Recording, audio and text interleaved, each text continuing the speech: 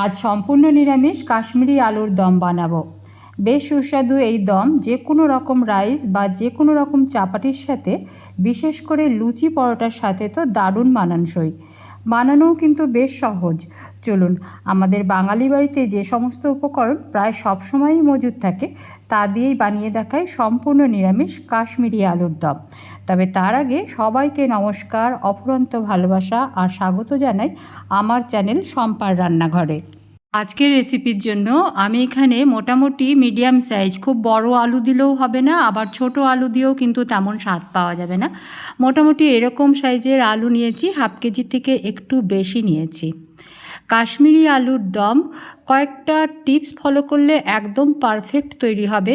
পুরো রেসিপিটাতে নানান রকম টিপস আমি বলে দেবো, তাই ভিডিওটা স্কিপ না করে দেখবেন, তাহলে একদম পারফেক্ট আলুর দম তৈরি করতে পারবেন।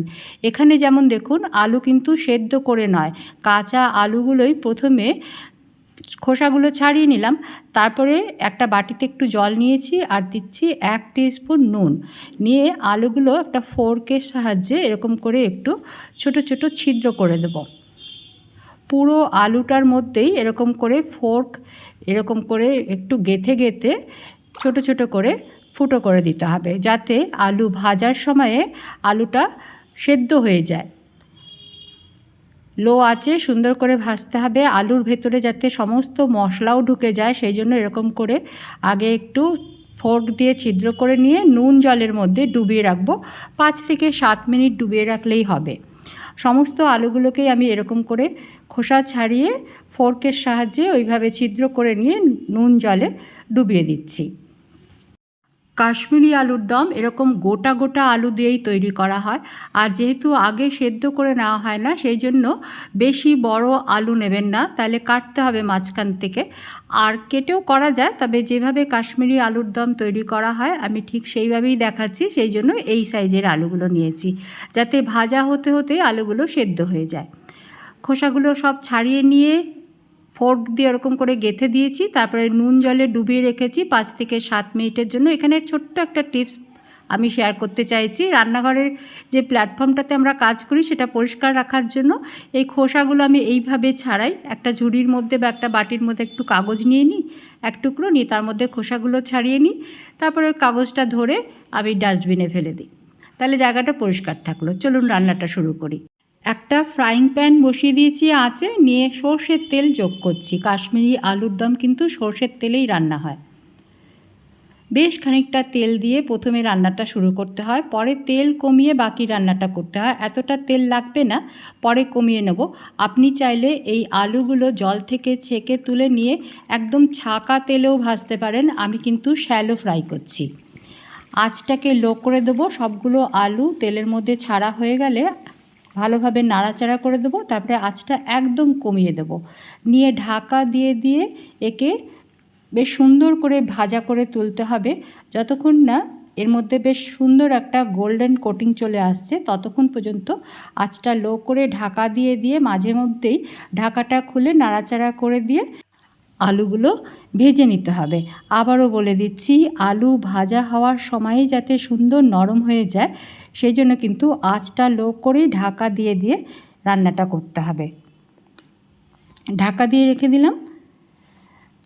মাঝে মধ্যেই ঢাকাটা খুলে একটু নাড়াচাড়া করে দিতে হবে।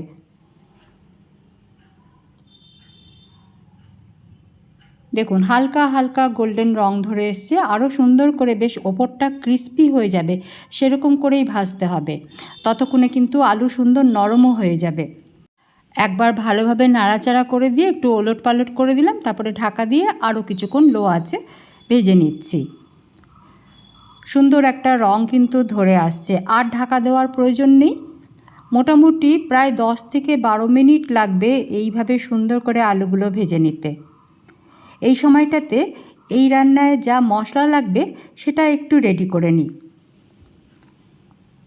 এগুলো ভাজা হতে থাকুক। একটা বাটিতে 600 গ্রাম আলুর জন্য এখানে আমি নিচ্ছি 70 থেকে 75 গ্রাম টক দই।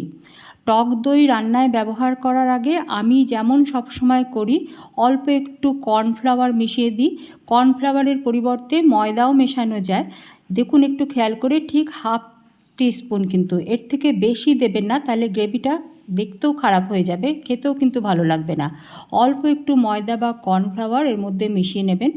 আর এর সাথে দিচ্ছি আমি 1 টিস্পুন মতো কাশ্মীরি রেড চিলি পাউডার, আর একটু ঝাল স্বাদের জন্য দিলাম এমনি ঝাল লঙ্কার গুঁড়ো, 1/2 টিস্পুন হলুদের গুঁড়ো, আর দিচ্ছি 1 টিস্পুন ধনের গুঁড়ো, আর 1/2 টিস্পুন জিরের গুঁড়ো।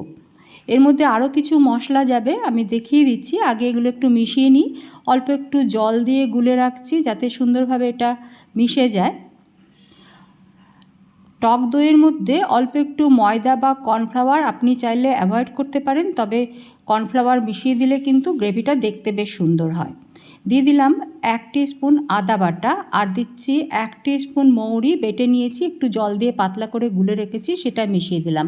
এখানে বলে রাখি, কাশ্মীরি আলুর দমে কিন্তু গুঁড়ো আদা আর গুঁড়ো মৌরি ব্যবহার করা হয়।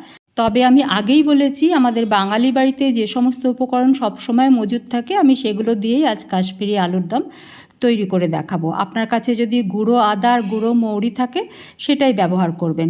দেখুন, আলুগুলো ঠিক এরকম যখন ওপরে সুন্দর একটা গোল্ডেন কোটিং এসে গেছে, সেই সময় এগুলো তুলে রেখে দিচ্ছি। একটু ঠান্ডা হলে আমি দেখিয়ে দেবো আলু কেমন সুন্দর নরম হয়ে গেছে, মানে ভেতর থেকেও একদম সুন্দরভাবে সেদ্ধ হয়ে গেছে। আগেই বলেছি এতটা তেল লাগবে না, কিছুটা তেল আমি তুলে রেখে দিচ্ছি। ব্যাস, এইটুকু তেল দিয়ে রান্নাটা করব। দিচ্ছি গোটা জিরে, আর দিচ্ছি 1 টুকরো দারচিনি, 2টো ছোটো এলাচ আর একটা বড় এলাচ। এখানে জিরে ব্যবহার করবেন যদি আপনার কাছে থাকে, আমার কাছে ছিল না তাই আমি গোটা জিরেই দিলাম। এর মধ্যে দিচ্ছি অল্প একটু হিং কিন্তু কাশ্মীরি প্রায় সব রান্নাতেই ব্যবহার করা হয়, যেহেতু ওরা পেঁয়াজ রসুনটা খায় না। হিং দিয়ে দিলাম কিছুটা। ভালোভাবে যখন ভাজা হয়ে গেছে তখন গুলে রাখা মশলাটা দিয়ে দিচ্ছি। মশলার বাটি ধুয়ে অল্প একটু জলও দিয়ে দেবো যাতে মশলা একটুও ওয়েস্ট না হয়। সুন্দরভাবে তেল ছেড়ে আসা পর্যন্ত কষিয়ে নিতে হবে। অল্প একটু জল দিচ্ছি। জলটা অল্পই দিলে চলবে, কারণ মশলাও কিন্তু গুলে রাখার সময়ে একটু জল ব্যবহার করা হয়েছে। এই সময়ে স্বাদ মতো নুন দিতে হবে, আর দিতে হবে একটু চিনি। রান্নাটা কিন্তু বেশি মিষ্টি মিষ্টি হবে না, একটু সামান্য টক ঝাল মিষ্টি স্বাদের হবে। নাড়াচাড়া করে তেল ভেসে আসা পর্যন্ত কষিয়ে নেব। এই সময়ে আলুগুলো কেমন সুন্দর একদম ভেতর থেকে সেদ্ধ হয়ে গেছে সেটা দেখিয়ে দিই। দেখুন, সবচেয়ে বড় সাইজের আলুটাই কিন্তু আমি ভেঙে দেখাচ্ছি, তার মানে ছোটোগুলোও ঠিক এইরকমভাবেই কিন্তু সেদ্ধ হয়ে গেছে। সুন্দরভাবে এটা সেদ্ধ হয়েছে, আর ওপরটাও দেখুন কেমন সুন্দর ক্রিস্পি হয়েছে। আপনি চাইলে কিন্তু এটা ডাবল ফ্রাই করে আরও কিছুটা ক্রিস্পি করে নিতে পারেন। আমি আর ডাবল ফ্রাই করিনি, তেলটা একটু অ্যাভয়েড করার জন্য। এখানে তেল ভালো মতো ছাড়তে শুরু করেছে। এবারে এর মধ্যে 1 কাপ পরিমাণ জল দেব। বেশি ঝোল হবে না কিন্তু এই রান্নায়, একটু গা মাখা মাখাই হবে। ঝোলটা ফুটে উঠতে শুরু করলে এর মধ্যে আগে থেকে ভেজে রাখা আলুগুলো দিয়ে আঁচটা লো করে দিয়ে একে 7-8 মিনিট দমে রাখবো ঢাকা দিয়ে। সমস্ত আলুগুলো দেওয়া হয়ে গেলে এই আঁচ কিন্তু একদম লো করে দেব। নিয়ে কিছুক্ষণ অপেক্ষা করব, 8 থেকে 10 মিনিট। মাঝখানে কিন্তু একবার ঢাকাটা খুলে একটু নাড়াচাড়া করে দিতে হবে। দেখুন, ঠিক এই রকম হয়েছে। এতটাই ঝোল কিন্তু থাকলে ঠিক হবে, কারণ এটা পরিবেশন করার সময় আরেকটু ঘন হয়ে যাবে। ঠিক এই রকম। আপনি চাইলে আরেকটু শুকিয়ে নিতে পারেন। আমি ঠিক এই রকমই রাখছি। সবশেষে অল্প একটু গরম মশলার গুঁড়ো ছড়িয়ে দিলেই কিন্তু আমাদের কাশ্মীরি আলুর দম একদম রেডি হয়ে গেল। তবে 10-12 মিনিট একটু ঢাকাটা ফাঁকা করে রেখে অপেক্ষা করব পরিবেশনের আগে। যারা শম্পার রান্নাঘর চ্যানেলে আজ নতুন, তাদের জানিয়ে রাখি, আমি আমার চ্যানেলে বেশিরভাগ সময়ই ঘরোয়া সহজ রান্না আপলোড করে থাকি। এই ধরনের রান্না দেখতে আগ্রহী বন্ধুরা চ্যানেল সাবস্ক্রাইব করে সঙ্গে থাকুন। আজকের রেসিপি কেমন লাগলো আমাকে জানান।